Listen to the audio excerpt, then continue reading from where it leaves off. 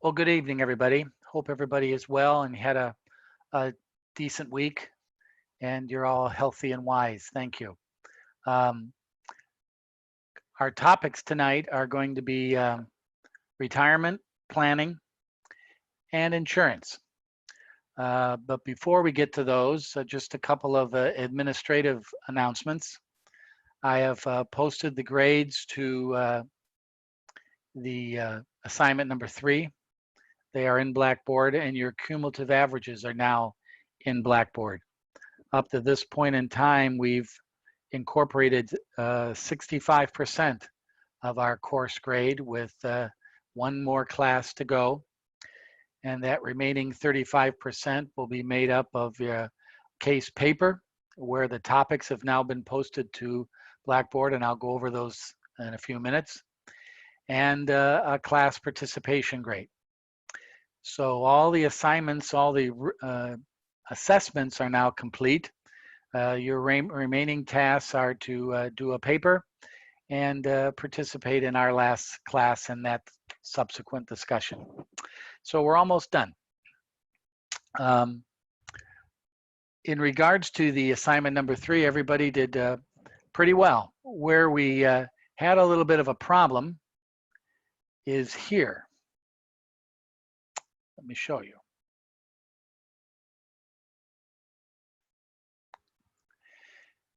Is in our portfolio. Everybody did a pretty good job in taking the stock prices as of Friday, April 24th. Everybody did a pretty good job in giving me a beta number and locating that and giving me that information.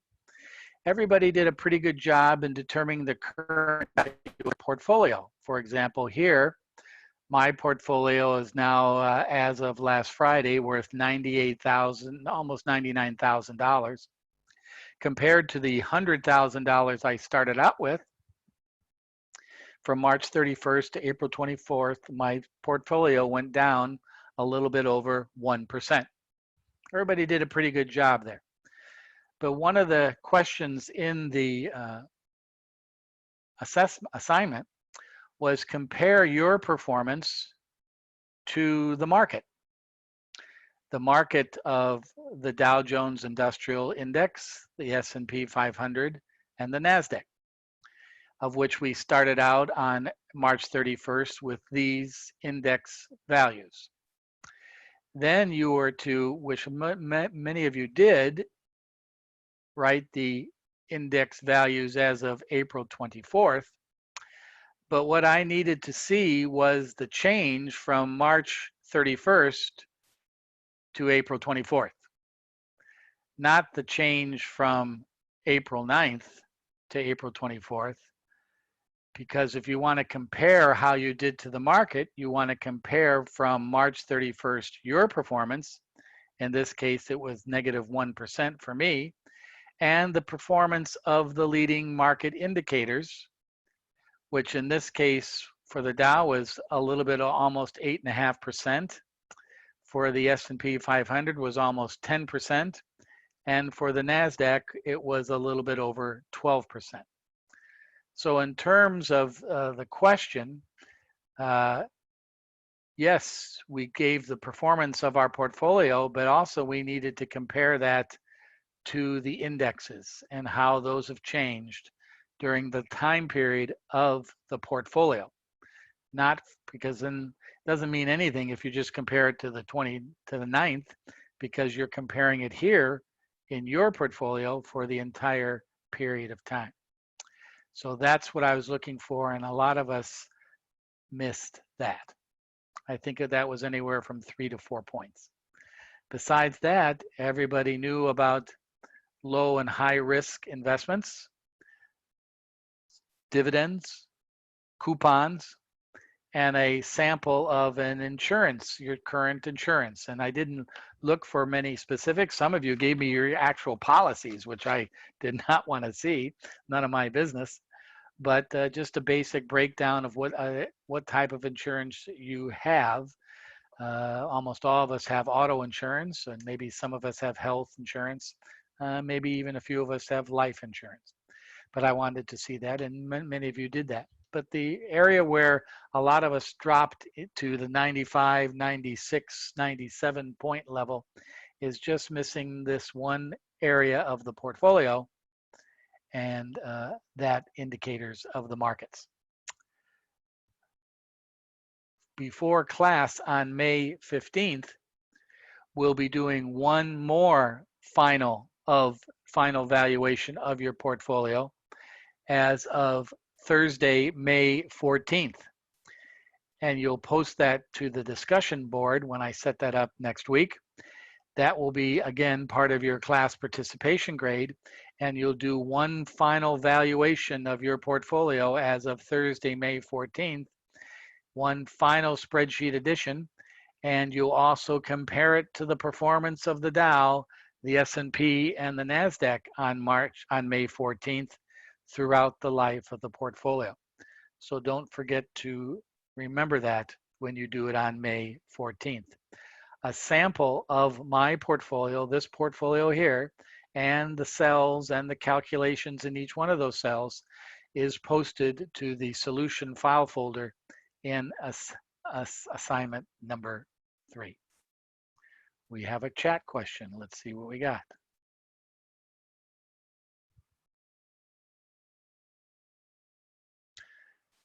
Victoria, explain that. Having trouble finding the difference with the money I put in. Explain that, please. With the 25,000 and then finding the total of the difference at the end with the percent. Well, for example, let's use my portfolio, okay?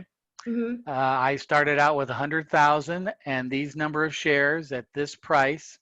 Then on April 24th, my shares are still the same, but my prices have changed. Right. And I multiply those prices times the shares to get the new value of my portfolio. Okay. So you total all that up and it came to 98,000. So if you Okay. look at this cell right here where it says minus 1.08%, if you look at the formula in that cell, it's taking the difference between the valuation of my portfolio on April 24th, cell number G49, and the difference to that minus my portfolio value on March 31st, cell G11. So it's taking the difference between those two. And then it's dividing that difference by my beginning portfolio value of 100,000, which is G11. So it's taking the difference and then dividing the difference into the original value, and then that's where I get a percentage, 1.08%. That's how you do that. It's the same thing holds true, Victoria, for these too. If you notice the cells for my market index percentages, I'm taking the value of April 24th minus the value of March 31st, dividing it by the value of March 31st to get that percentage change. Right. Okay? Okay. Good question. Thank you. Good. Okay, so this is, again, this spreadsheet is in the assignment number 3 file folder in Blackboard, so you can review that at your leisure. And we're going to do this one more time on Thursday, May 14th, and that will determine our Wolf of Wall Street, who made the most or the least amount of money in or lost the least in our class. And that student will receive a gift card and a University of Laverne pennant, if I can ever get into the bookstore again, which I probably will be able to, as a reward for being the Wolf of Wall Street in Business 493 for this spring cycle 2 term. All right. Okay. Yes. Question? Nope. All right. I was just saying that's cool. Very cool. Okay, and that's something to set your sights on. But you have no control over that because you've already picked the stocks a month ago. You're at the mercy of how how your various stocks in your holdings have held up or not held up. As you can see, Professor Hasse has done fairly well with Apple and Disney, but has taken it in the you-know-what with General Electric, and a little bit with, made a little bit of a four, but General Electric has been my downfall. Not done very good with General Electric. I've lost over $5,500. So boo-hoo for me, okay? Now, in regards to this portfolio, one of the reasons why I ask you to search out the beta for your company, excuse me, my glass is at another location, I can't get it. I wanted you to find the beta, is the beta is an indicator of the risk of the company in the market. I'll say that again. The beta is an indicator of the risk of your particular company, whatever that company is, relative to the market. And the market is the S&P 500. In other words, it's a comparison over 16 quarters going back in time, 16 quarters. Or in some cases, if you used Yahoo Finance, it's 20 quarters, 5 years. It's a comparison of the return and how the stock has made or lost money compared to how the S&P 500 has made or lost money. The S&P 500 beta is 1.0. That's the average of the market. How your company stands relative to 1 is the relationship of what beta indicates. Most of you have a beta over 1. That means your company's performance over the last 5 years has been a little bit less consistent than the S&P 500. It's been a little bit more volatile. By volatile meaning it has greater risk. The higher the beta, the greater the risk. Now, you don't want to ask me how beta is calculated. It's a long, drawn out standard deviation coefficient variance analysis that is a statistical calculation that compares the standard deviation of your particular company's return to the S&P 500. You guys don't have to worry about that. If you ever want to take statistics or have a momentary lapse in thinking and you do take statistics, you can worry about that then. But it's a statistical analysis comparing the return of a particular company to the average. Professor Hasse, this is Sandy. Yes. Has it always existed, the beta? Sure has, as long as I know. Okay. Beta has been a statistical analysis of the market going back since the early 30s. It's an indicator that tells the world. Now it's a historical number. It's not a future number. It's not a look into the future. It's not a crystal ball, but it is a statistical review of performance over a period of time. Some companies who have a beta less than 1, meaning they have been even more consistent in returns than the market. So that's the rationale behind beta. If beta is another indicator of performance relative to the market average. And I wanted you to do that, so I want you to learn a little bit about that, because if any of you go on in your business program and take Professor Hasse in business finance, or if you're like Carlo, who have taken Professor Hasse in business finance, beta is an indicator in finance of performance. And it's to understand the makeup of beta is important in understanding finance and financial relationships. And so that's why I threw it in there. You're not going to be tested on beta. I'm not going to ask you to determine beta anymore in your portfolio. It's just a little bit of information for you for farther down the line in your business or academic career. Speaking of business and academic career, I believe you all now are beginning to put together your schedules either for the summer term, if you so desire, or the academic term next fall. And I believe some of you are beginning to put those together, and some of you are maybe completed your studies. But as you all know, the University of Laverne is going to be offering classes this summer, but they were all going to be online classes. And as of right now, the fall term is going to be, as of now, in class. It's going to be in class. But depending on how the California comes out of the virus, how many hospital visits, if they go down or whatever, that number still could be changed. But as of now, the university is planning to have classes next fall. If the virus does stay strong over the summer, you might have a fact where you might start out a class in online, but then after a few weeks and everything's settled down, then it'll open up to an in-class mode. But as of now, they're planning on having it in class. But you got to remember, this is not a negative thing that the university is doing. We just want to make sure that you are in a safe environment to take your classes. And I think that's the bottom line. The bottom line, we decided to go, and fortunately we did, to do this class online because we didn't want you strolling around campus being in contact with a lot of people.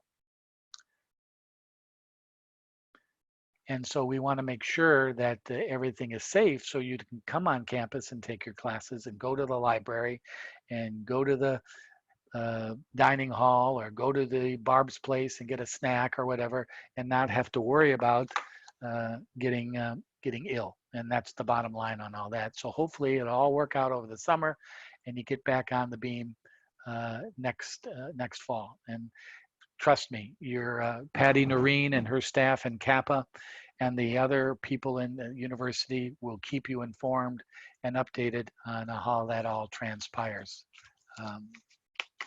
over the next few months. Okay, so that is our assignment number 3. Does anybody have any more questions on the portfolio? Victoria asked a very good one. Anybody have any more questions on that? Okay. So let's put that aside for now. And let's talk about, let's look at this, our Blackboard site.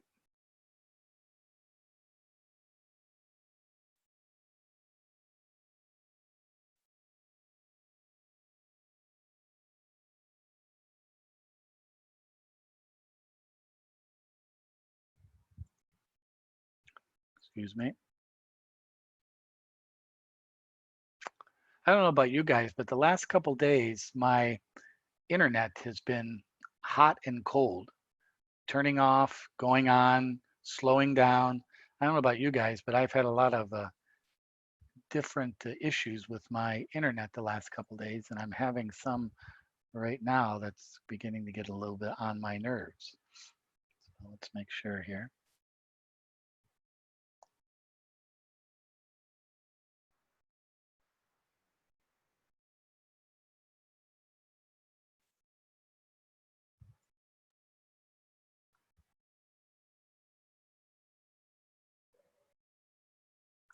Be right with you guys. Hang on.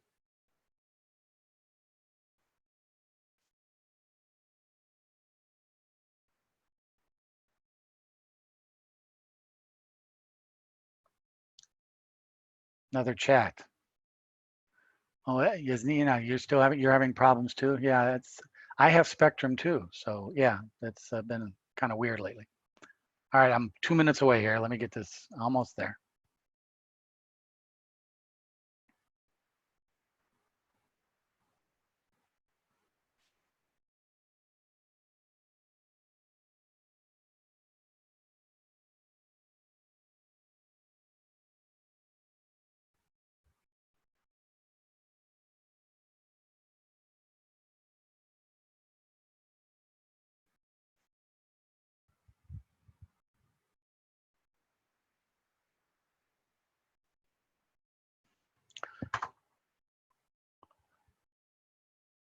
Why am I having problems here? Bear with me, guys. Sorry. I'll get you your money back for these few minutes here.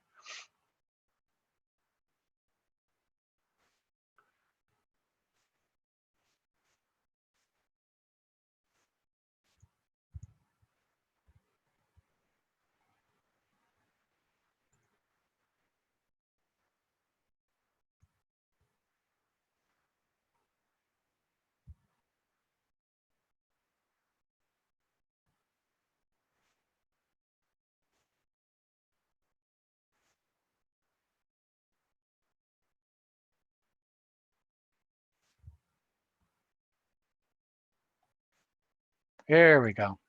Got it solved.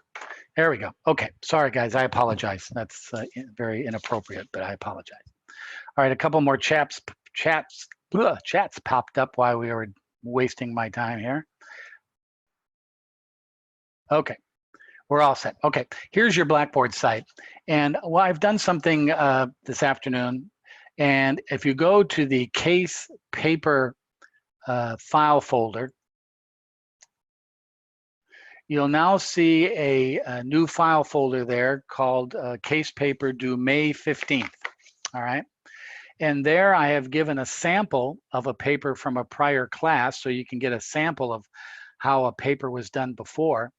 And then I give you a list of paper topics to choose from. Now, if you don't like any of those paper topics, you can pick your own topic. Just let me know what it is.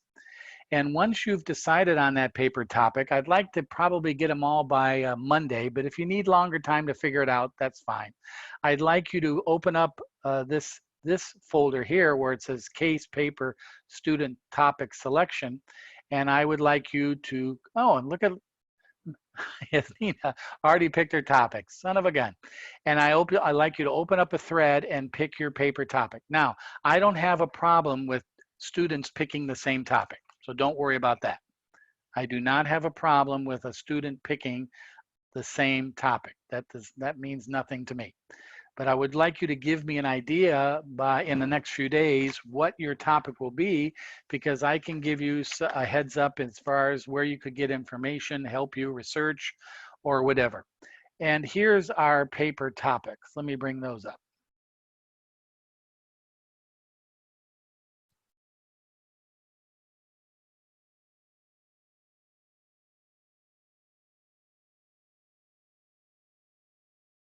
Now remember, this case paper is worth 20% of your course grade, so that's no slouch.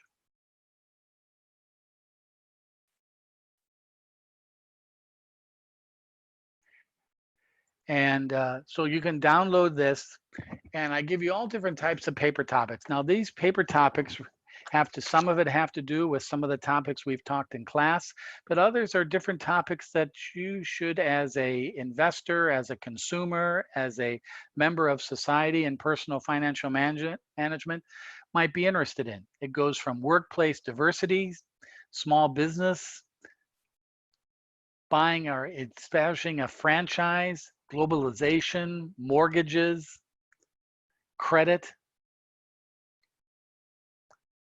cards, securing loans, insurance, retirement plans, investment portfolios. All different types of subjects. Now, if none of these are your cup of tea, I have no problem in that. If you want to give me another topic that you might want to write about, that you might be interested in, please feel free to suggest that. I'd be more than happy to do that.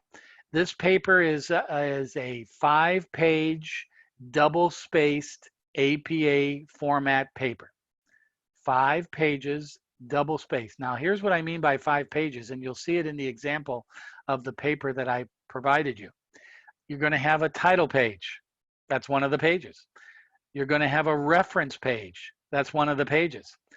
Everything else in between is your writing. That's 3 pages. Now, you can go more than 5 pages. I don't have a problem in that, but it's a 5-page minimum. So you basically have to write 3 pages of stuff, 3 pages. And again, I've provided a sample in that file folder, and you can download that and take a look at it in the APA format and use that as a template to make sure you set your paper up accordingly. So here's a bunch of topics here, and you can pick your own. This is the last grade, technically, of the last thing you have to do in the course. You do have one other thing. You have to do your portfolio on May 14th and come to class on May 15th. But this is the last major piece of work you have to do in our class. And it's to write about these topics that might be of some interest to you. I know students have expressed to me in class about maybe someday they might go into business for themselves. They might have a small business, or they might become a franchise businesswoman or man, where you have a franchise and you work with a corporation. just a lot of different topics, something that you might be interested in your future, something that's been bugging you. Maybe you want to get a better idea of your retirement plan. Maybe you want to get a better idea of your insurance needs, all different types of topics. And again, you can pick another one that you might be interested in that's not on this list. So that's what I want you to do over the weekend, is kind of chew on this a little bit and let me know what you want to do. And then you have roughly the next 2 weeks to May 15th to write the paper and post it. And if you have questions during those 2 weeks, you can ask me. I will also give you some, if any of you are looking for reference information or sources for your paper, I can supply and help you with that. And also, if it gets to the end of the next week of May 15th, and like some of us, we always wait to the last minute and panic to do our work. If you need an extra day or so, we can go into the next weekend if you do need an extension, but you have to ask me for the extension. Just don't assume that I said it's okay. You got to ask me, Mr. Hassey, can I have another day, a couple days? Can I post it to you on Sunday, the 17th? Fine, no problem, but just let me know if you want to do that, so you have that extra time to do that, because some of you I know with other classes are doing some other work. So that's the paper we're working on, and there are the topics. Those topics are listed in your Blackboard, and they are available in this file folder right here under the case paper heading. The topics, the sample paper, and the area where you can post your topic. Let's see if anybody I was talking did anything more in there. Yeah, see, look at Sandy. All right, there she got already right there. Sandy's already posted her work. Smile, Sandy. It's not the end of the world tonight. There you go. Okay, thank you. All right. All right. No, Cecilia, there will be no points taken off if you request an extension. Requesting an extension has nothing to do with the grading. Trust me, they don't. All right. The quality of the work is what I'm looking for. The quality of your work is the grade, not you don't get taken off if you get an extra couple days in extension. Do not worry about that. Good question though. Thank you. All right, so that's the work we have to do over the next 2 weeks. This paper due on May 15th.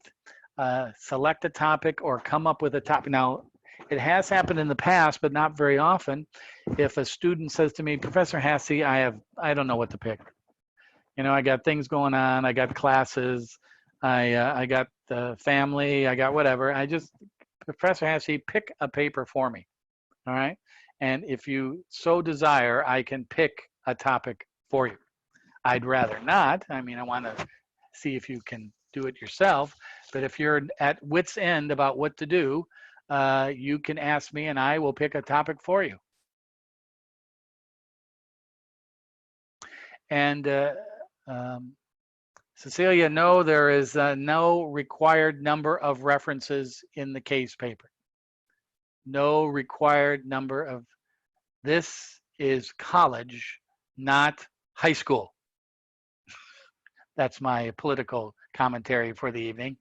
You, as the business administration student, decides what is an appropriate reference and how many references you need. I am not telling you, you gotta have 2 references or you get a B. No, you guys decide your references. If you pick one, fine. I don't care. I want the quality of the paper to fit the topic that you selected and that you got something out of the work and the interpretation. So Cecilia, good question. I do not put a number on the number of references. And also, I don't count sentences or words. If you're a little bit shy of 5 pages, I don't make a big deal of it. Give me 2 pages, I'm going to be a little upset. But I do not care about the 5-page minimum or whatever. Most students usually use more pages anyways, but I'm not a big stickler by that either. Don't worry about that. The only thing I want you to do is adequately research and interpret the question that you got something out of, and has it helped you learn about that topic that you have requested. Okay?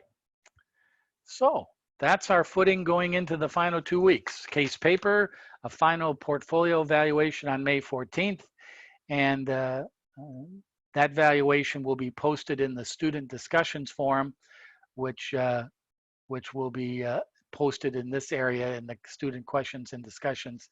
That's where that will be posted in the next week or so. Remember, we don't have class next week. After tonight, we meet one more time, May 15th, on that Friday at 6 o'clock. And then we're done.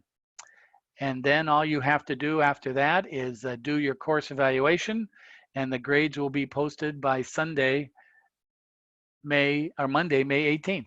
If you do your course evaluation, you will have your grades by Monday, May 18th, and we'll talk more about that next week. No, maybe I'll talk a little bit about now.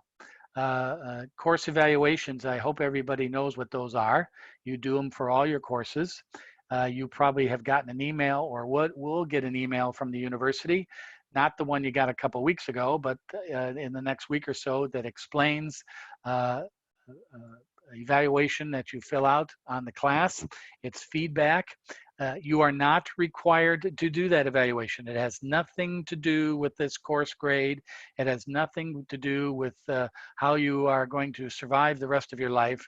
All it is an evaluation of the course, and give us some feedback from you, our most important customer, the student in the CAPA program. We want to hear from you. Has this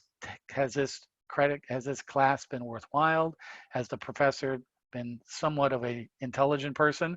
Has the resources you have, the textbook, the blackboard, have those been good or bad? That's what we want you to comment on. If you do that evaluation and post it by Sunday the 17th, I will post your grade to Blackboard on the 18th. If you decide not to do a course evaluation, you'll just have to wait for the registrar to post your grade to you in the next probably 10 days or so. That's my only blackmail. You do the evaluation, you find your course grade immediately. It will be in Blackboard. If you don't do your evaluation, you get the same grade. You just won't see it in Blackboard. It'll be blank. That's my blackmail. And it's not even blackmail, really. You didn't do anything wrong, and I didn't do anything wrong. It's just you opted not to do the evaluation. That's fine. So that's the last thing you have to do in this course, is decide whether you do. Now, some students do the evaluation right away, so then they don't forget about it and they get it out of the way. Some students wait till all their work is done and they get a full evaluation of the course. No problem. I am not one to tell you what to do. I work for you guys. Remember, I work for you guys. You don't work for me. I work for you. So this just gives me and the university some feedback on our performance. A question?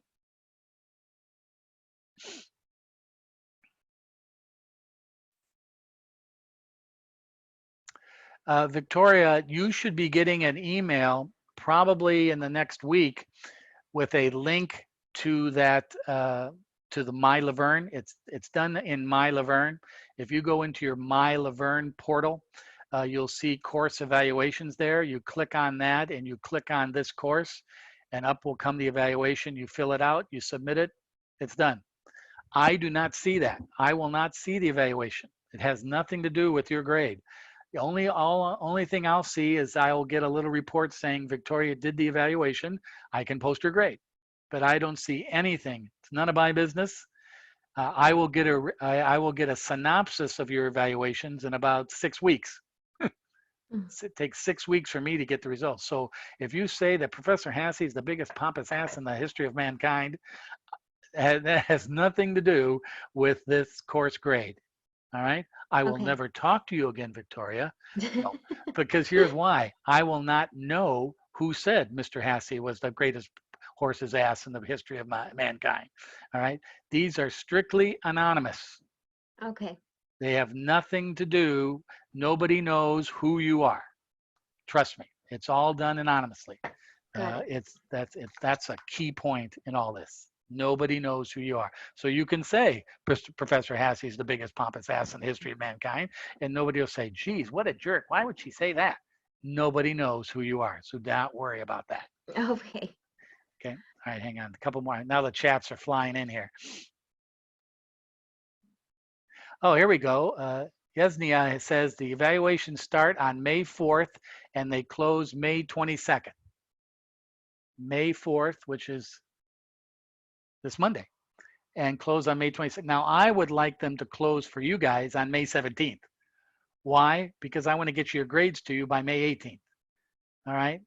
So probably what will happen if I go start doing the grades and posting them on May 18th and I see that Sandy hasn't done evaluation, I might wait to post her grade and not do anything until I give her a couple more days to do the evaluation. If she decides not to do that, that's fine. But I will wait until you have plenty enough time to do the evaluation. But I'd like to get your grades back to you early for a variety of reasons. That week I have a little bit more free time to get them done. And I want to make sure that you get your grades as fast as possible because I think that's kind of important for you to get those grades. So you can plan on what's going to be doing for the rest of the summer or get reimbursed from an employer or whatever. Okay. Any other questions on this? And again, these are safe. Nobody knows who you are. They're to help us make, and it's not going to help you in this class, but they help us become better teachers, better academic programs. That's what the purpose of this is. I can't stand it when I have students come up to me and say, geez, and I don't backstab any professors, but geez, this professor was a real jerk and he didn't do my grades. He didn't get the grades to me. I never knew what was going on, blah, blah, blah, blah, blah. And I said, well, did you fill out an evaluation and let the university know? No. Well, then I don't want to hear about it. If you didn't like a course and didn't like a professor, or if you liked a course and liked a professor, it's your responsibility to tell somebody so we can keep doing that same thing better or fix the situation that's not good. So just remember that. That's my Chamber of Commerce public service announcement for the day. Okay, now let's move on. Let's bring up this now.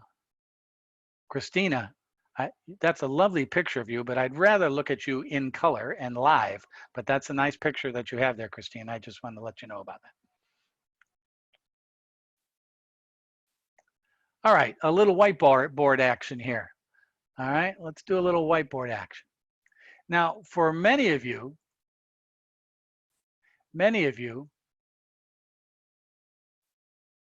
when it comes to retirement, we're talking about chapter 5 now.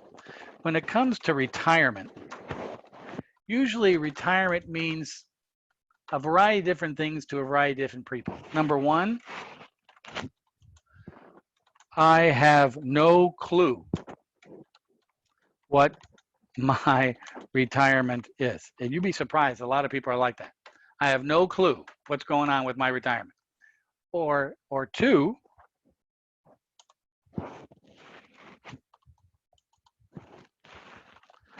I wish I could do more in my retirement, put more money in. Or three, do I have options in retirement planning? You know, guys, I'm an old gangster, and I've told that many times. When I was 25 years old, the last thing I wanted to do was save money for when I was 65. First of all, when you're 25 years old and 30 years old, 65 is like a Star Wars movie. What the hell? You don't know what's going on. It's all, you know, what? I don't know what that means. 65? What the hell? What's that all about? All right. And I was the same thing. When I was 25 and 30, I kept, my father kept telling me, you put money aside, you're starting a 40, back then there were 401ks were just beginning. Are you doing that? I go, no, I want to go out with the homeboys. I want to go to Vegas. I want to buy a new car. I want to get married. I want to buy a house. What the hell am I wanting to retire for? I'm going to retire in 40 years. What do I care? Don't listen to yourself when you say that. Okay? Don't listen to yourself when you say that. Set some money aside. One of the nice things about 401ks is take it out before you have a chance to spend it. Right? Take it out before you have a chance to spend it. And also, with most retirement planning, the company will put in extra. The company will put in some extra. Or if you work for the state of California, or you work for the community college system, or if you're a government employee, government retirement plans and pension plans are the best in the world. Are you kidding me? Many friends of mine retired from the state of California when they were 50 and got full pay in retirement. 50. And then they went back to work and made even more money. So don't forget about retirement. When the time does come, when you do start turning 45, 50, and 55, and you realize, excuse me, ladies, by this expression, I don't have a pot to pee in terms of retirement, then things get a little hairy. Social Security at best, and maybe by the time you guys retire, it won't even be in existence anymore, but it will. Social Security at best will pay you $2,500 to $2,600 a month in retirement. At best. Now that's according to the current standards. So by the time you guys retire, it might be up to $3,500, maybe a little bit higher. But at best, that. But if you retire and you're going to try to be in Southern California and living on $3,000 a month, especially if you have already mortgages or debts that you haven't settled yet, rots a ruck with that one. You need to set money aside in addition to Social Security. That is important. Even if it's $50 a week, still set it aside. Always make sure you're starting to put money aside. We have what are called IRAs, individual retirement accounts. If you don't want to put money into a 401k, you can set up an IRA for as little, depends on the bank you work with or the credit union, you can set it up for $100 and put money aside. That's the most important thing. Do that in any way, shape, or form you can. And trust me, in 40 years, even I'm going to be long gone, you'll say, Professor Hasse, boy, thanks for pointing that out to me. Here's a question from Jacob. Jacob says, what age should I start saving for retirement? Jacob, 18 years old. When you first start working. All right. Now, a lot of us can't do that because we don't get paid that much. But as soon as you start having some extra money, that means, in other words, now. In other words, you don't need to go to Vegas 4 times a year. You don't need to have a house with 6 bathrooms. You don't need to have that extra flat screen TV that you can't watch anything on anyways these days because it stinks. Everything's on it. It's lousy. You can't, why get a $270 cable bill a month? Why don't you just get basic cable and put $100 of that into a retirement plan? Do you really need $270 a month in cable and internet and 5,000 channels? I'm starting to sound like your father, aren't I? But do you really need that stuff? Trust me. Here's why. Because when you retire, you don't want to deal with all these hassles about paying bills. Ask your grandparents, ask your parents about this. It's no fun getting old when you don't have much money, especially in America. Trust me. Now, I'm not trying to scare you, but it's just for peace of mind. I think there's one word that talks about our topics tonight. One word. Hang on, I'll get that word as soon as I can organize this. There we go. There's one word that talks about our topics tonight, and here's the word. Risk. The risk of getting old. The risk of getting into an automobile without any insurance.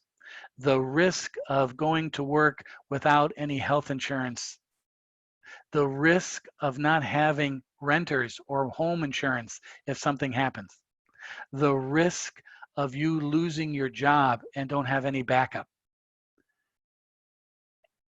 Risk. When you start having children, the risk of having kids, you got to think about that. God love them. Well, yeah, I guess you God love them. But after a while, kids become a pain in the neck too. But I'm being funny there. Risk.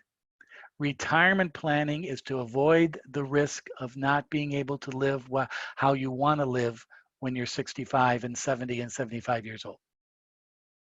But to avoid that risk. Now, it's all a balancing act. Watch my hands. There it is. It's a balancing act. It's balancing what you need now to what you can put aside for the future. And granted, geez, I got kids who want to go to college. I got parents that I need to start taking care of. I need a new car.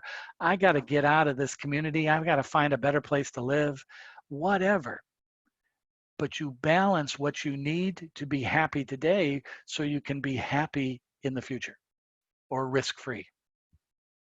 And as Jacob says or asks, you should start in little amounts today, but over time you add to that more and more and more. That's important. Okay. By just putting $100 a month aside, $100. Now that's probably a lot of money for some people. Let's make it $50. Putting $50 a month aside, okay? $50, that's $600 a year. You're 25 years old. $600 a year when you're 25 years old, and you retire when you're 65. So what's 40 times $600? All right, 40 years times $600 a year. That's $24,000. But you increase that by your interest, it's going to earn over time. You're talking about $150,000, $200,000. I know a lot of people right now who don't have $50,000 in their retirement plan because they bought those flat screen TVs. They decided to get a BMW instead of a Ford Fusion. They decided to get a 6-bedroom house with 25 friggin' bathrooms instead of maybe downsizing and putting some in retirement. Do what you can afford and be happy with what you're living with today. There's nothing wrong with that. But remember, especially if you don't have children, who's going to take care of you when you're 65, 70 years old if you don't have any children? Who's going to watch out for you? If you're financially independent, you don't have to worry about that. That's an important thing. You have to think about the risk of the future. All right? So where do you stand in these 3 questions individually right now? I have no clue what my retirement is. I know I get my paycheck and I see some money going out to a 401k, or I see some money going into a 403b, or I see some money going into a pension fund, but I have no idea what that is. I don't know, I have any idea where that goes. Well, now's the time to start asking those questions and figuring out where that money goes. Do you realize in a 401k plan and a 403b plan, you have to determine where the money is invested? You have to tell the retirement managers where that money is to be put. The next question is, I wish I could do more. All right, well, this goes back to one of our very first discussions in our class, spending, budget. Where do I spend my money on? Do I have a plan or a budget to set some money aside? What should I do about that? Planning, spending, budget. I should set some money aside. All right. If you can't because of bills, student loans, auto loans, apartment rent, family, whatever. If you can't do that now, then don't beat yourself up about it. Just have a plan or a budget for maybe when you turn 30, when you turn 35. And then once you're ready to start putting money aside, then you're consistent and you never stop. even though it's a smaller amount, now you become disciplined. Trust me, not going to Vegas 1 or 2 times and putting that money into a retirement account, in the long run, you'll thank your lucky stars you did that. So plan, budget, know what you can afford. And do I have options in retirement planning? Well, yes, you do. Your first thing to do if you have a job, go to your HR office and ask them about what type of options are available to you in retirement planning. Okay? Most corporations have what they call, if it's a corporation, they have what are called 401k plans. If it's a not-for-profit, they have what is called 403b plans. Same thing, just one is not-for-profit organization, one is a for-profit or a corporation. All right. At the same time, these corporations and these not-for-profits, they invest, or they have people manage that money. They're called investment managers.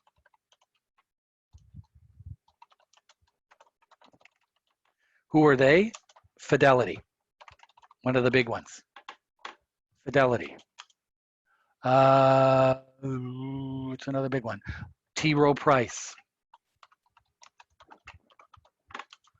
I'm missing big one. If anyone has one, that shout it out. If you have a 401k and who's your investment manager that's big, let me know. Fidelity, T. Rowe Price, along those lines. They're called investment managers. They take the money that you set aside, the company sends them a check and they invest it. Tia But with a, Kraft is one. what's one? Tia Kraft, TIAA. Oh, you're talking about 403Bs. Very good. TIAA Craft. I didn't bring that up because I didn't think too many of us knew what that would be. TIAA Craft, that's for 403B. That's for not-for-profits. Question. Professor Hassey, is there a difference between 401k and 403b? No, there's no difference. They're both invested and managed the same way. The only difference is the tax code. 401k is an obligation of a for-profit corporation. 403b is for a not-for-profit, but they're invested, they're managed exactly the same way. But if you go to work for McDonald's, and you say, oh, don't you have a 403b plan? They'll look at you, what are you talking about? We're a for-profit corporation. It's 401k. Or if you go work for University of Laverne, I'd think long and hard about that. That's a joke. But if you go to work for the University of Laverne, they'll say, oh, where's my 401k? No, sorry, we're a 403b. We're not for profit. But Jacob, it's exactly the same thing, all right? What it is they take money out of your paycheck, and what it is, it's not taxed. So let's say I get paid $1,000 a week net, or no, $1,000 a week. All right. I take $100 out of that 1,000. I'm only going to have to pay tax on the $900. The $100 is taken out and given to Fidelity or T. Rowe Price or TIAA Craft, and it's now invested. But I only had to pay tax on the $900. So I get a little tax break there. And the only time I pay tax on that money is when I take it out, preferably when I'm 65 years old in a much lower tax bracket. That's the advantages of 401k and 403b. You're setting money aside, but at the same time, you don't have to pay tax on that money. And you know that whenever you get your W-2 form or you do your tax returns at the end of the year, they'll say your taxable amount is $1,000. Excuse me, your gross amount is $1,000, but your taxable amount is $900. The difference is what they took out for your retirement. It's non-tax. That's the attractiveness of it.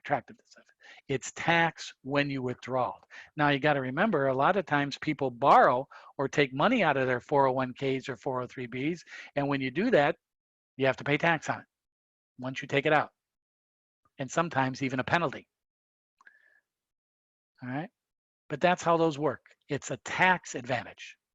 Another option, And what I have done all my life is I had a 401k. At the same time, I also every year invested in an IRA, an individual retirement account.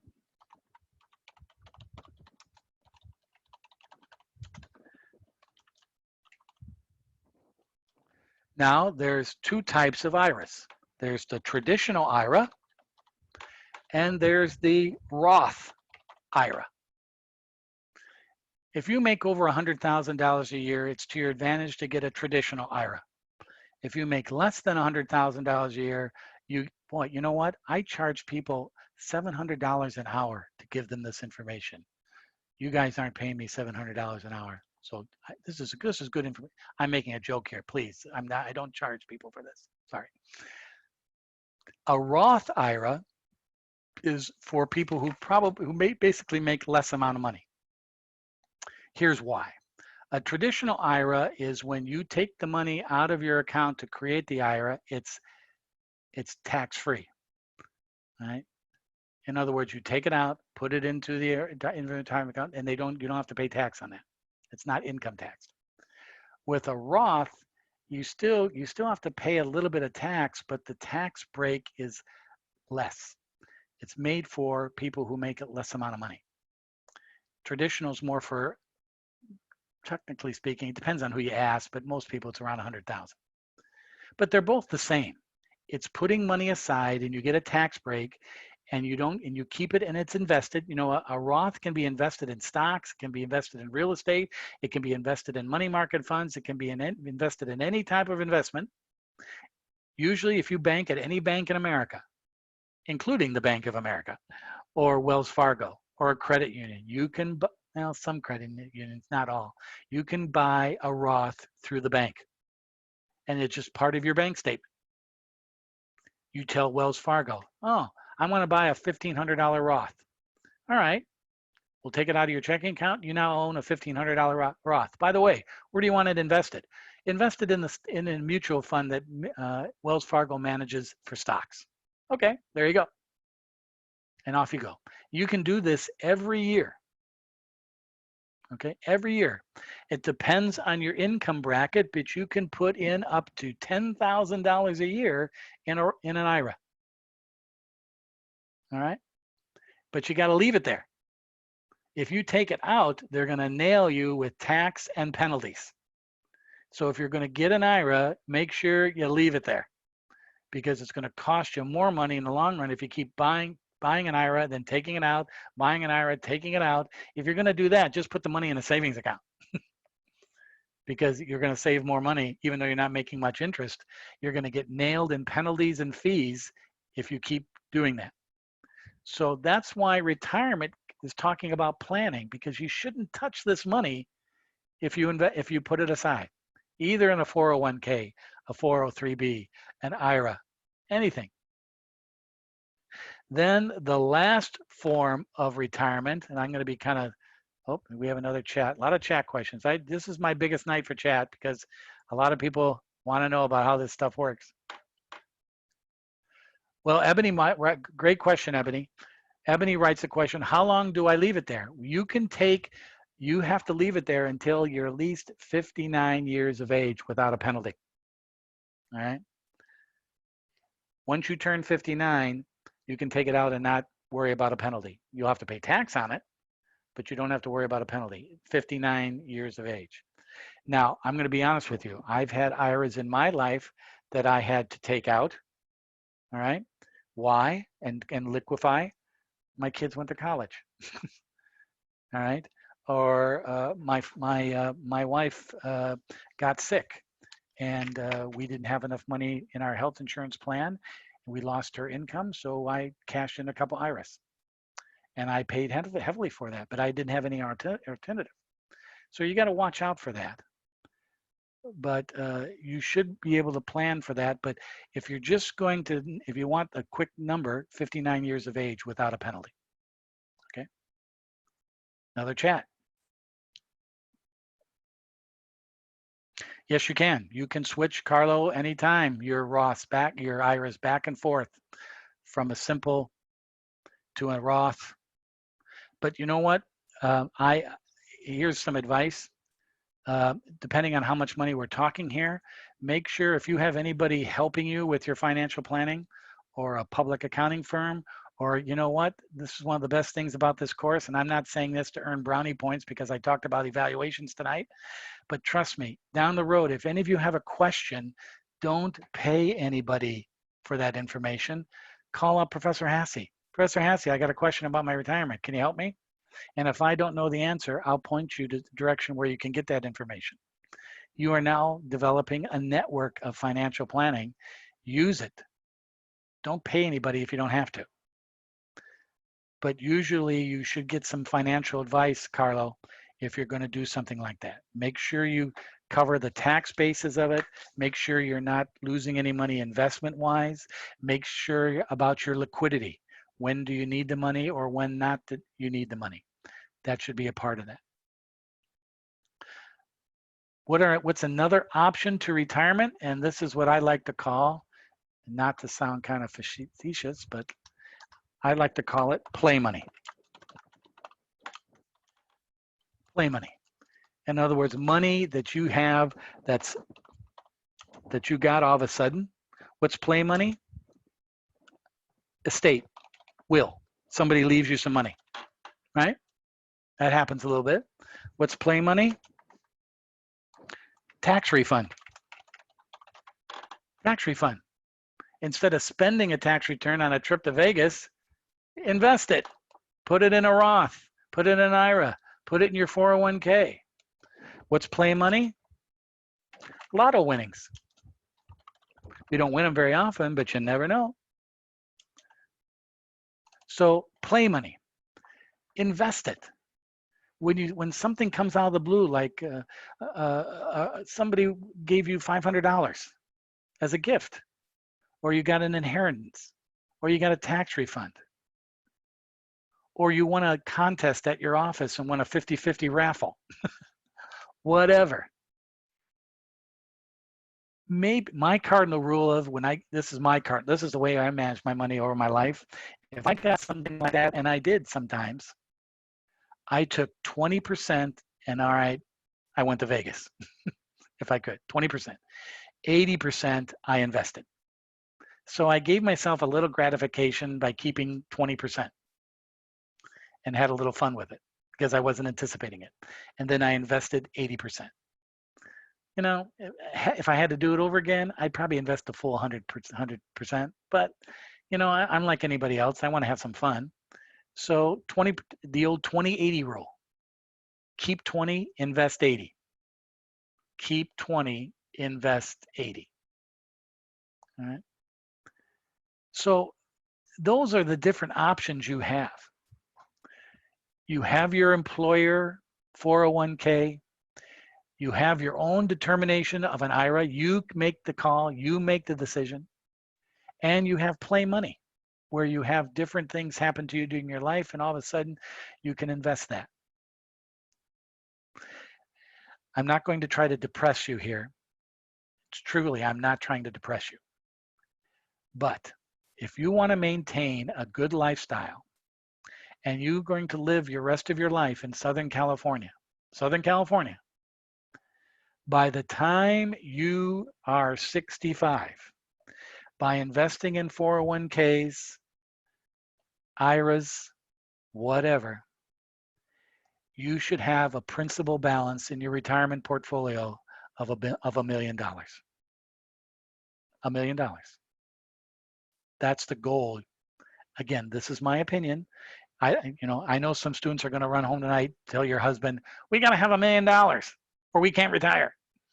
And your husband's go, what the hell does Hassey know? Who's he? All right.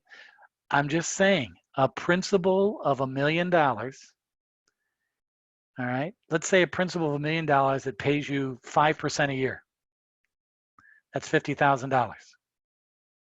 $50,000 plus your Social Security, which is another $25,000. That's $75,000.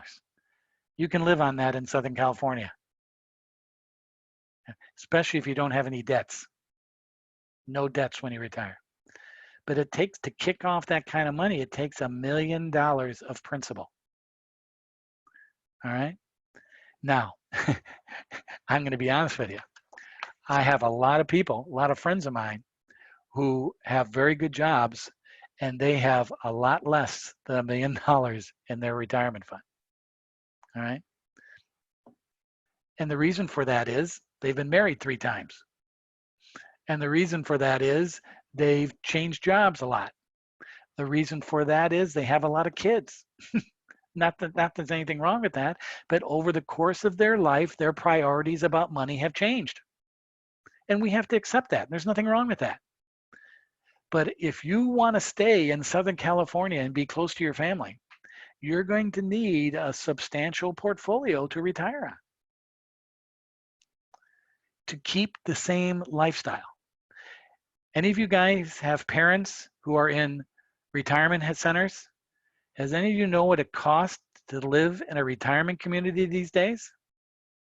Especially an assisted living retirement community? $10,000 a month. And those aren't great facilities. So you're retired and you need somebody to take care of you. Do you have $120,000 a year to spend on retirement communities? You know, you watch these commercials, and here in Claremont is retirement central. We got all these retirement facilities here in Claremont. You know what it costs to live in these things? Anywhere from $5,000 to $15,000 a month. Not cheap. You got to think about that if you want to stay around here, and when you get too old, you're going to need people to take care of you. Now, granted, if you want to live in Palm Springs or up in the high desert or those places, it might be a little bit cheaper, but it ain't cheap to get old. Trust me, it ain't cheap. And you got to think about that. And I know this is a depressing thought, but you know, I'm at the age right now as I'm taking care of my father. My father's 85, 86. He can no longer take care of himself. I pay his bills. I manage his finances. I tell him what's going on, and he lives in a retirement community. And boy, he's thanking his lucky stars these days that he put money aside in his life, because he'd be broke if he didn't. It's not easy. Why is the price, Jacob asked, why is the price of retirement centers so high? Because you're paying people to take care of you, Jacob. What are the 2 most expensive costs in your life? Health maintenance and people. Retirement centers are all about maintaining your health and people to take care of you 24 hours a day. Not so much making sure you can walk around. Eventually, they're going to have to help you do that. But take care of 3 meals a day, Jacob. 3 meals a day. A comfortable apartment that's usually furnished. Not cheap. If any of you have parents that are getting on in age, if any of you have brothers or sisters who are getting on in age, or relatives, uncles, aunts, or if you don't have any of those situations and you're going to be getting on in age, start understanding what it costs to take care of yourself when you become retired. It's very expensive. It's very humbling. Now, in California, if you don't have enough money, there is what is called Medicaid. I don't know if any of you have ever heard of that. Medicaid. Medicaid is for people who don't qualify, who don't have enough money to pay for retirement services. Based on their income level, they can get certain aid from the state of California to help them pay for these expenses. But trust me, I got to say this politically correct. Try visiting a Medicaid authorized center and compare it to another center that's a regular retirement, and that's a bad choice of words, and I apologize.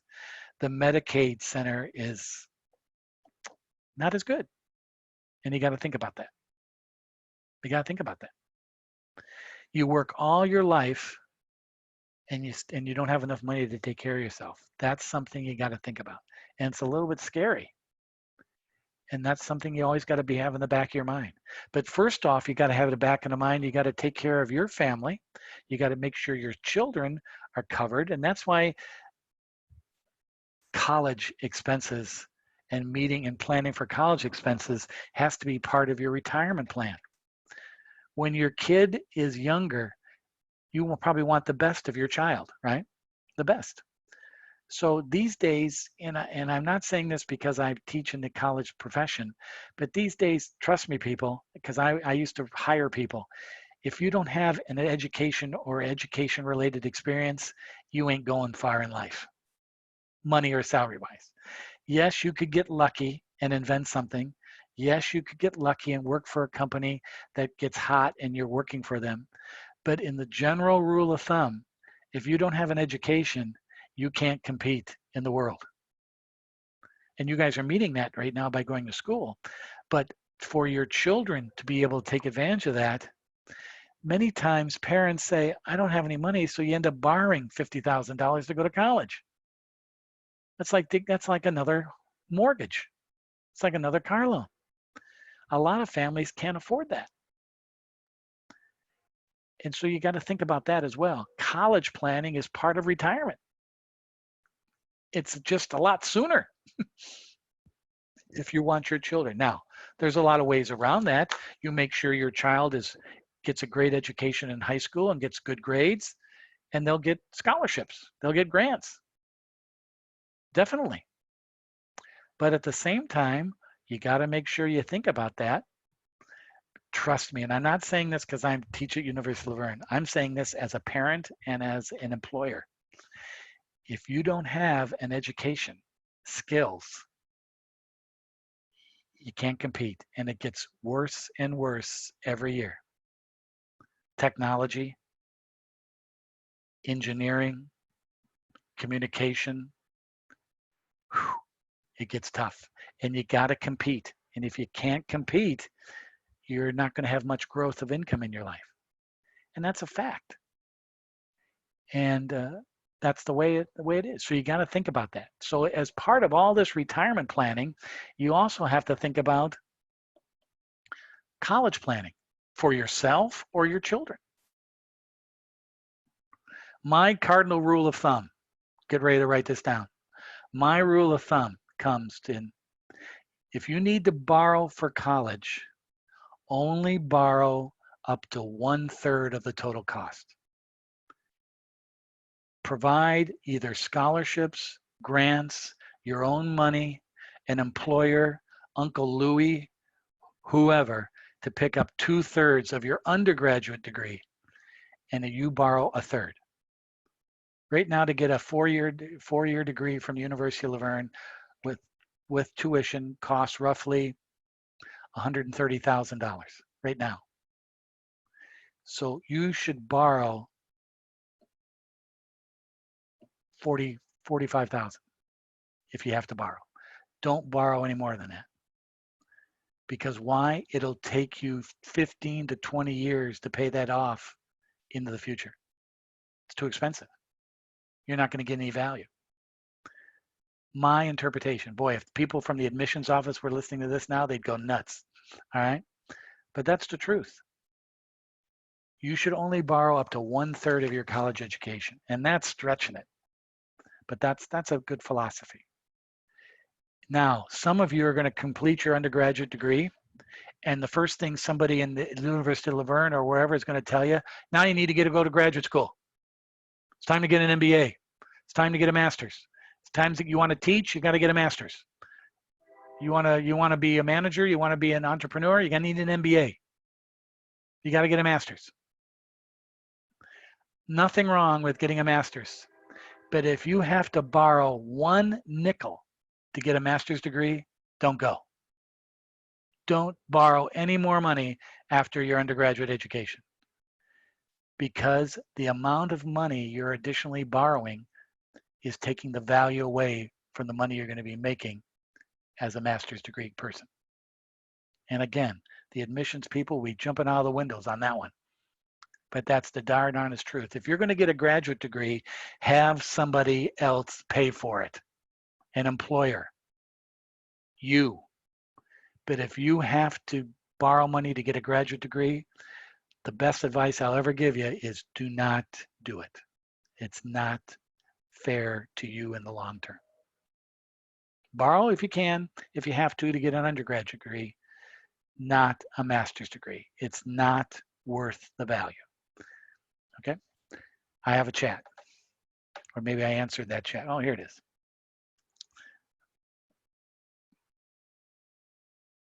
Oh, Edmund agrees with that on me. Thanks, Edmund. But that's just something you should. That's another cardinal rule. 20/80, 1/3, nothing to borrow for graduates. Don't. Trust me. Especially if you're going to think about going to law school. No way, Jose. Medical school, probably you'll have to borrow. And I know that from my own personal experience with my daughter. But at the same time, for most of us, don't borrow any more money. That's the best plan you can make if you want to get a graduate degree. And do what I did. I went to college, graduated, got a job, and then I said, I want to get a master's, but I don't want to borrow any more money. So I didn't go. I waited till I was about 30, and then my employer paid for it.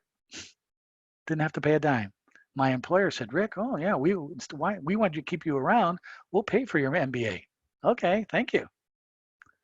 You wait and find better alternatives for a graduate degree. That's the best advice I can give you in regards to that.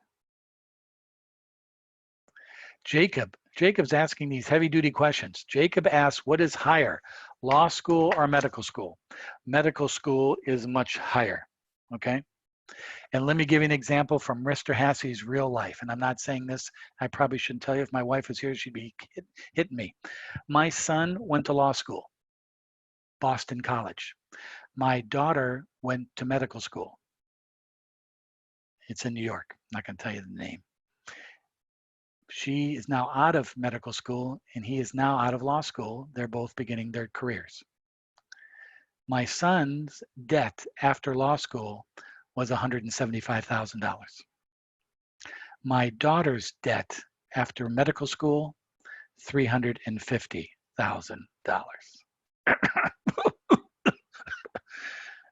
Thank God I wasn't involved in that planning. Jacob, getting a medical degree is much more expensive than a law degree. But the return and the value in the long term is there for the medical degree and not the law degree. Trust me on that one. But medical school is much more expensive. And also law school, you're done in 3 years. Medical school, by the time you intern, do residence, it takes 6-7 years. It takes a while to get that value back, but when you do, you get it back. But that's why it's so expensive. So that's the answer to that one. Medical school is much more expensive. And also it depends on the school you pick, right? Naturally too. Depends on the school. But historically, that's the answer to that. Okay. Now that I've you guys are probably after class tonight going to have a long drink and saying, what the hell am I going to do in my life after all these ugly things I'm telling you? But the best thing about it is you should know this stuff. I mean, I have people who are 40 years old come up to me and say, Mr. Hassey, I wish I knew this when I was 20. Mr. Hassey, I wish I knew this when I was 25. Well, thank you for at least pointing out that I got to worry about this. You got to worry about the risk. All right. And that leads us to our final topic this evening. Sergio says they don't teach this in school. Well, they should. I keep telling University of Laverne, if you're a freshman at University of Laverne, you should take this class, personal finance, freshman year in college. You should take this class senior year in high school. And you also have your parents take it with you. Trust me, have your parents take the class. But nobody listens to me because I'm a blowhard. All right. But you guys have an advantage. You are taking this class. Yes, it's only a 2-credit class, big deal in the big scheme of things. But trust me, as I said the very first week, there are things in this class that will remind you of 20 to 30 years down the line. And you go, oh, yeah, I remember that. That's important. Okay. Well, there's the risk of planning for the future, of when you're older. But also, there's the risk of planning now, right? The risk of planning now. What's the risk of planning now? Well, after class tonight, I'm going to get in my car and maybe go up to the pizza place and get a pizza. All right, I'm getting into my car. I have to drive 3 blocks. But I turn out off on Bonita Avenue here in Claremont, and some drunk driver comes by and hits me. I can never work again. I survive, but I can never work again. Thank God I prepared for that risk with automobile insurance and health insurance. I'm at least protected somewhat in that tragedy. Or after class tonight, I've been cooped up in my office all day having classes and talking online, using Zoom. I go out tonight, and after class I go, I'm going out for a little jog. I'm going to jog around the neighborhood. It's turning dark out, so I jog onto Bonita Avenue. It's dark. Somebody doesn't see me, and they hit me. I die. If I didn't have health insurance, not only the grief of me dying, maybe my wife might be sad, nobody else, don't worry about it, but the grief of dying, she's not going to be able to function. She's going to need funds to help her get through this. That's why we have life insurance. That's so important. The thing about this type of insurance, auto, life insurance, it's not about you, it's about the people who are going to have to pick up the pieces around you. I know that sounds a little selfish, but it's true. It's the people that are going to be left after your accident to take care of you, or left with the tragedy of you being gone, and how are they going to manage? That's the risk of today in living. And that's something you have to prepare for. And the key thing is you have to make sure your assets are protected. What are the assets that you have? Your life, number one. But number two, your home, your apartment, your car, your bank accounts, your income. Usually the rule, here comes another Professor Hasse, rule of thumb. You should have a life insurance policy for at least 5 years of your salary. If you're making $50,000 a year, you should have $250,000 of life insurance. 5 years of your salary. You should have a $250,000 life insurance policy. Because if you die, not only of taking care of the necessary expenses of your death, but your family is not going to be a normal family again for many years. You want to give them the funds so they can get through this and get back on their feet and take care of themselves. 5 times your salary, your gross salary, not net, gross. I'm getting paid $50,000 a year. You can get a $250,000 term insurance policy for as little as $30 a month. Term insurance. All term insurance is, if you die, you get the money. Nothing else. If you live, tough rocks. You're out to $30 a month. All right. So insurance is protecting your assets when you're no longer there. Retirement is protecting yourself when you no longer are earning income in the future. You can't work all your life. Why would you want to? But you need insurance today. Now, I'm not saying go out and buy an insurance policy and go out and buy all this type of insurance policy. Buy what you can afford. But if you want to drive a car in the state of California, you got to have automobile insurance, right? You got to have automobile insurance. If you're going to have, if not even by yourself, if you have a partner, a spouse, and especially so if you have children, you're going to need health insurance. Now, fortunately, most employers will offer that, and they'll help you pay for the cost. But also, and I'm sorry if any of the Republicans get all upset about this, but there's Obamacare. You can get low-cost insurance to protect the basic needs. All right? Those are 2 things you have to have: health insurance and automobile insurance. If you want to drive in California, you got to have automobile insurance. ask some people who've been in accidents or get found out not having auto insurance, how that is expensive. You don't want to do that. So, all right, I'll get health insurance through my employer, and I'll get the basic auto insurance from Geico and the Little Lizard and all that sort of thing. Nothing wrong with that. But Mr. Hassey, I can't afford any other insurance. Well, fine, don't. But as you go on in time in your life, when your life becomes more valuable in what you own, even in what you owe, and the people around you, you got to start thinking about that. You don't need it now, but if you're in your 30s and you have a family, if you're in 30s and you have a spouse or a partner, if you're in your 30s and you have a mortgage, you should have insurance to cover those costs if you're no longer there. First thing I did when I got a home mortgage, I got a life insurance policy, and I got on the mortgage of that house. If I die, the mortgage is paid off.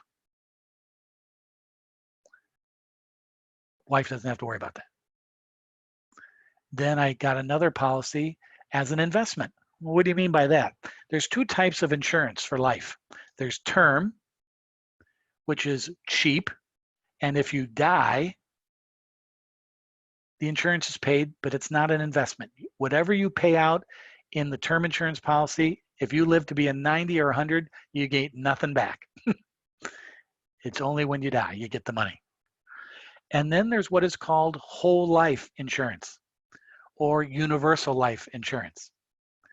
That is in the form of an investment. You put money and purchase a whole life or a universal life insurance policy. That money is invested over time, and you can get that money back in annuity payments at a specific age. It's a form of investment, but it's very expensive. Remember I said earlier, it costs around $30 a month to get a $250,000 life insurance policy term if you're under 30. If I wanted $250,000 a whole life policy if I'm under 30, it'll cost you $120 a month. It's more expensive. But that $120 is being invested and you get a return out of that. You get extra money. It's an investment. But most of us can only get term insurance. All right? Those are the key things you have to worry about in insurance.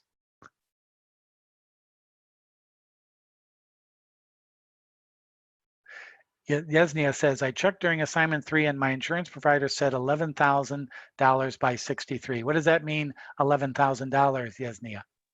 So when I called my insurance provider, I started asking her about my life insurance, and she was telling me about mine, but then she thought I wanted to get another one, so she started explaining the other ones, and she told me about the universal, and she said that my premium would be $50, 54 something a month, and I had to pay over that. So she requested, like she told me, she's like, just pay $55 a month. And by the time you get to 63, that's your max of investing in it, and you'll be at 11,000. Take it out then, she told me. She's like, take it out, but then after it starts going actually down, like it's not worth it anymore. Yeah, that's a form of investment. So you get that money back at a later date. It's almost like saving for retirement. Yeah, I thought it was pretty cool. She's like, you can take it out and then invest in something else. That's what she was telling me. And you can have as many as you want. So what Mr. Hassey does, I've had whole life or universal life policies all my life. I get one when I had my son. I got one for my daughter, and it's in my will. They get that money if I die, and I got one for my wife. But then when I'm getting now older, I now supplement that insurance with a term insurance policy. Yes, it's a lot more expensive, but I can get like $500,000 of term insurance. So I've invested over time, I've made some money, and that money is going to go to my wife and my children. But at the same time, I still have additional insurance to cover my income, my assets. I don't have any debts. But yeah, you can build a program like that over time. And Yesna, you said something good. Watch out for insurance people. They're always going to try to sell you and hustle you for more. You got to be careful about that. They don't give an RA about you and your death. They care about insurance people get commissions on these policies, and they keep getting those commissions as you keep paying. All right. So you got to be careful. They always want to sell you more, and you just get what you need for now and you move on. But that's a good point of what you brought there. Thank you. So, so again, going back to the risk thing, Chapter 5 is talking about retirement planning, college planning. Chapter 6 is talking about the risk or planning to save and be careful of your assets, your life. I know this is an added layer on your spending of just doing day-to-day activities like paying for an apartment, paying a car loan, paying for college, paying for food, working, surviving, okay? But as you go on in your life and you reach certain areas of your life, when you get your first big salary, when you start making some money, now that might be different for a lot of different people, or when you first buy your first house, or when you have your first child, or when you get married, each one of these events, you should ask yourself, what would happen if I'm no longer here? Are these people or are these situations taken care of? And if they're not, what do you have to do in some planning and budgeting to make sure these get taken care of? I think I told you I was an investment banker for many years, but also I ran investment management for a lot of people. And I remember going to a lot of estate sales and funerals where there was no money left and the family had to pay the bills and meet the obligations of the person who died, and it just destroyed them. You don't want that to happen. You want to make sure you help. I've always been trying to help my parents, always trying to help my children.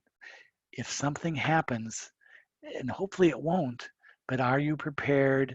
Not so much emotionally, we're never emotionally planning, but financially, lessen that burden by acting now.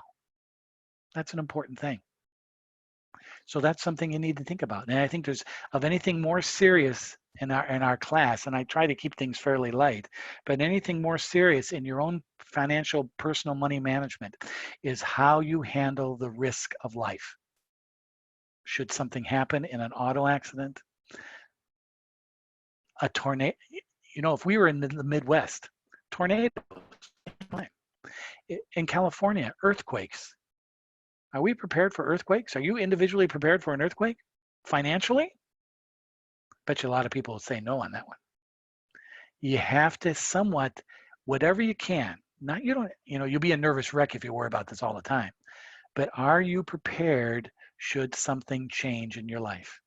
And you just think about the events of the last 6 weeks in our society, how things have changed from February to April in people's lives, in the society, and managing our affairs. It can change that quickly. So anything you do to plan for that in the smallest way at all is to your benefit. And it'll give you peace of mind down the road. Trust me. Now, I'm not saying go out and, oh God, I got to cash in my retirement plan to make sure I have money for a whole life policy. No. Keep the money in the retirement plan. But just in individual steps, every month, every quarter, every year, at the end of this year, you can say to yourself, what have I done to protect my loved ones this year? Well, I put more money in the savings account. I put more money in retirement. I got a better health insurance plan. I bought some term insurance. I bought enough insurance to take care of the necessities if I should pass. Always think about that. And especially men, you're not going to listen to men don't want to hear this one. I know this is not for you. Women, you got to do it even more if you're a woman. Because in society, women supposedly are already taken care of by their husbands, by their families.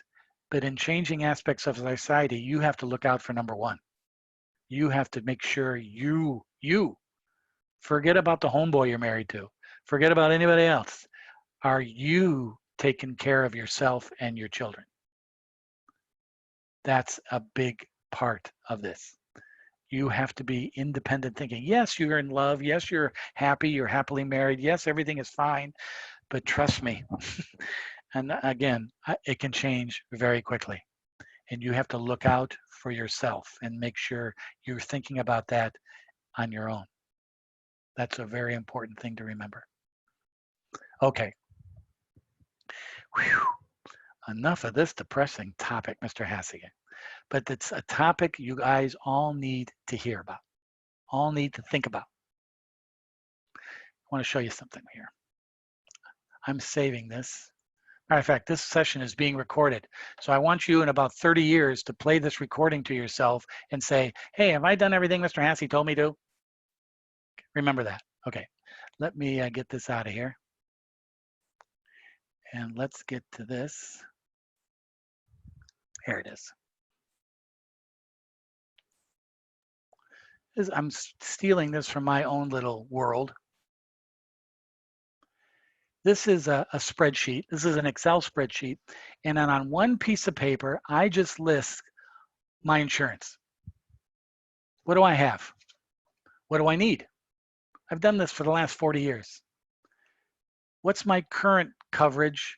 What's my auto insurance? What's my disability insurance? What's my health insurance? What's my life insurance? I list them. Now, when I was 25 years old, this page was blank. It was blank. I don't want to show it to you now, but it's over the course of my lifetime, I have filled it in. When my kids were born, when I started my own business and my life all of a sudden became more valuable, when I buy different cars. I got sick about 5 years ago. Took me about a year to recover. My disability insurance kicked in and helped my family while I couldn't work. Health insurance was a big factor. But I did all these different types of insurance what I could afford. Not because I needed them, and I did, but I managed the coverage by what I could afford. Not some insurance person telling me, oh, you better get another 100,000 of life insurance. You better get that. What I could afford. Keep a list and go back to this list every year. How has my life changed in the last year, and do I need additional coverage? And find somebody who you can trust to talk to about this. All right? Somebody you can trust. It took me about 10 years to find an insurance person that I could trust. But once I found him, and he became one of my major financial benefactors, or my major financial planner, because without him, I would have been in big trouble. But I trusted him. It took me a while to find that guy. You got to remember that. But keep a list. Every year you check that list.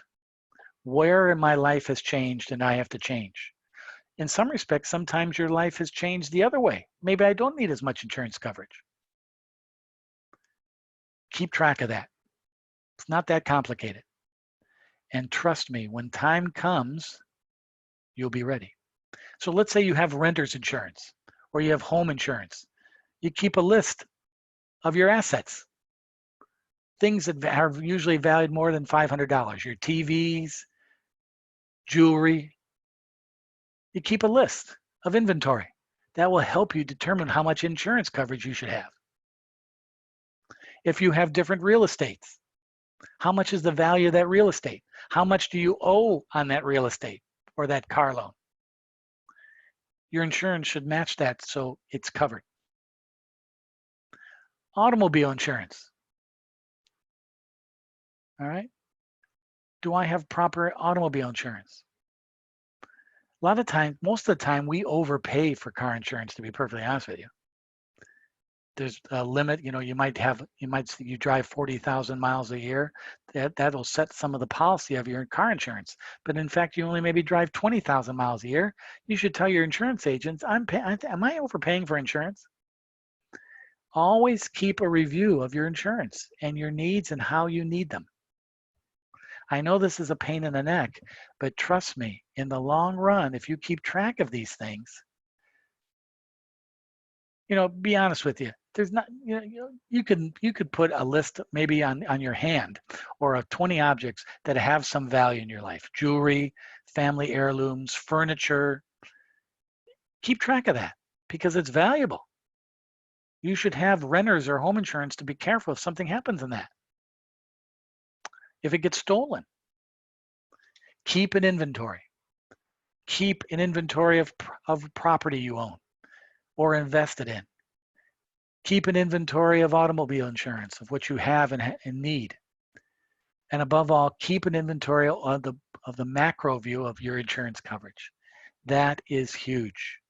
I know it sounds like a pain. I don't want you to start doing it now, but maybe you set a planning list by the end of 2020.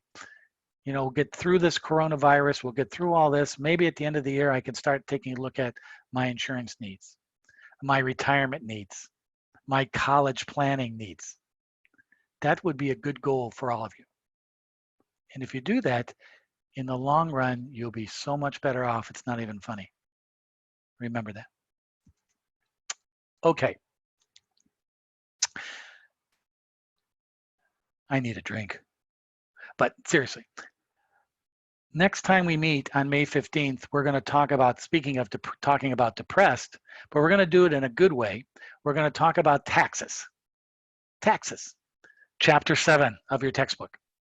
On May 15th, we'll hand in our paper. You'll hand in and update your portfolio, and we'll talk about taxes. But we're not going to be talking about, excuse me, we're not going to be talking about taxes in a bad way, because that's enough. We're going to be talking about taxes used in your financial planning, how you can take advantage of understanding your tax situation to help you get more money, more planning. That's what we're going to talk about it in that light.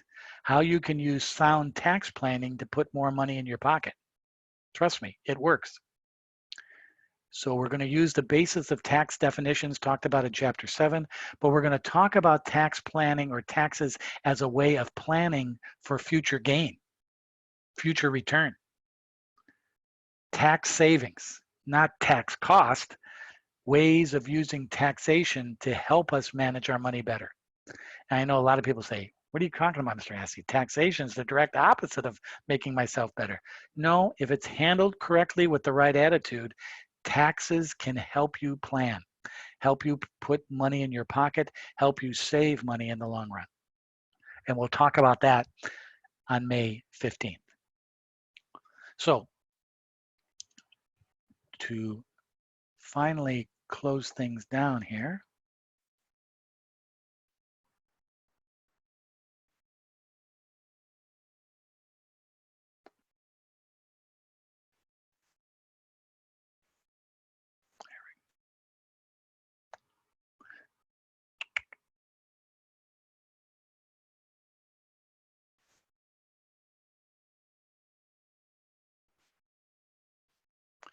so the most immediate thing you need to do this weekend is pick a topic for your paper, okay?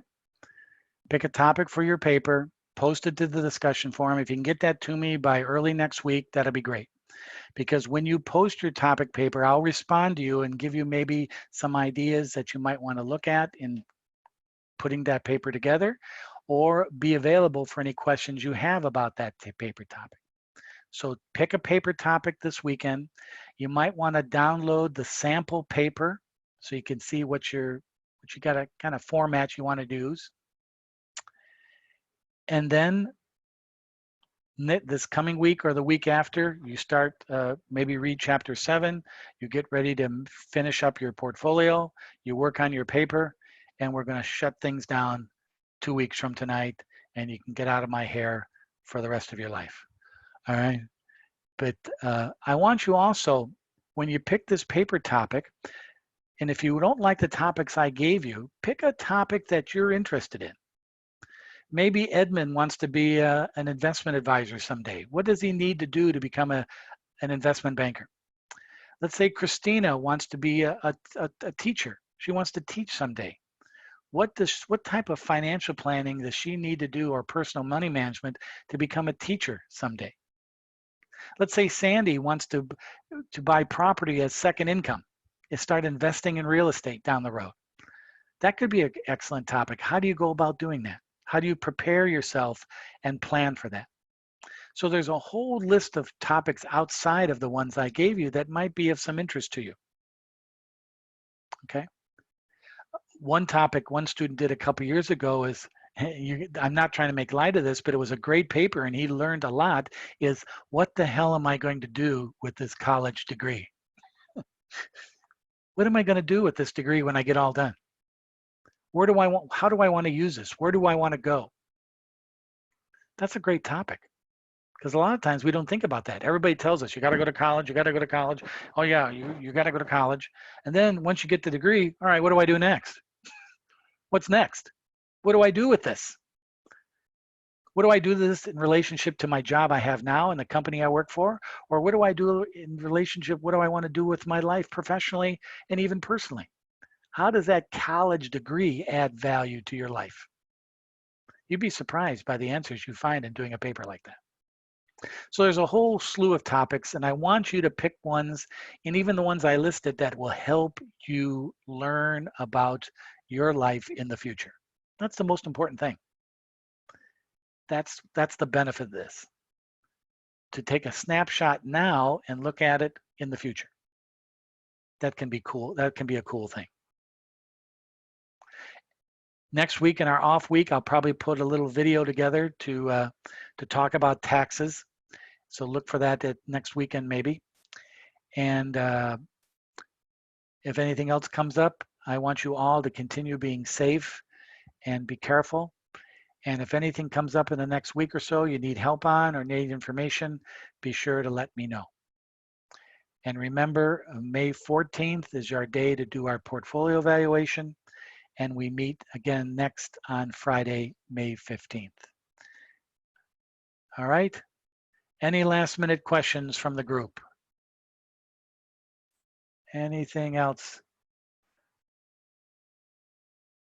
Hi, Ebony. Anything else? Jacob, good questions tonight, buddy. I like them. Okay. Anything else? Anthony, Sergio. Oh, there's a chat. That's up here. Sergio says, cheers. Sergio, I'm not drinking tonight. This is it. Forget it. I'm not drinking.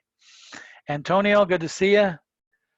Make sure, Carlo's a veteran because I've had him in other classes. He's heard enough of this BS for another year. Mr. Laura, good to see you, even though I don't see you now. No other points. Victoria, you okay? When's our closing last portfolio? When? May what day? 14th, Thursday, Oh. May 14th. So that's Okay. our ending portfolio. That's your ending. That's we're Okay. going to determine who's the Wolf of Wall Street. Okay. All right. All right. Cecilia, thank you for the questions tonight.